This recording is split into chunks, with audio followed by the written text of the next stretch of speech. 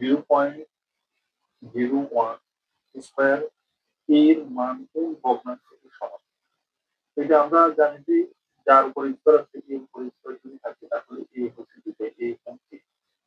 তবে এখানে 0.01 এর উপর স্কয়ার আছে তাহলে 0.01 কয়টা হবে? দুটো হবে 0.01। এখন আমরা এটাকে যদি ভাঙলে কি হবে? 1 এর সাথে 1 গুণ করলে দশমিক ভগ্নাংশে রূপান্তরিত হবে। অর্থাৎ 1 এর সাথে 1 গুণ করলে 1 হচ্ছে 1। সংখ্যা এখানে কয়টা? একটা, দুইটা, তিনটা, চারটা। দশমিকের ডান পাশে সংখ্যা আছে চারটা, 1, 2, 3, 4। একটা হলো 1, 2টা, 3টা, 4টা। তারপরে দশমিক দিলাম, তারপরে শেষ। এটা দশমিক ভগ্নাংশ ভাঙা গেছে। দশমিক ভগ্নাংশ ভাঙানোর পরে এবার আমরা এটাকে ভগ্নাংশ নিতে হবে। দশমিক গুণ করতে সরি দশমিক গুণ করতে হচ্ছে এখন এটাকে ভগ্নাংশে রূপান্তর করতে হবে।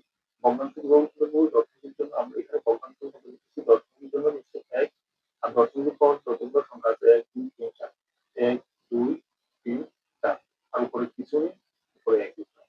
দশমিকের জন্য নিচে 1 দিলাম, দশমিকের পর 3টে সংখ্যা। 4টা সংখ্যা 1, 2, 3, 4 কতগুলো শূন্য দিলাম আর উপরে কিছু নেই, এটাই অ্যান্সার। তাহলে এটা আমাদের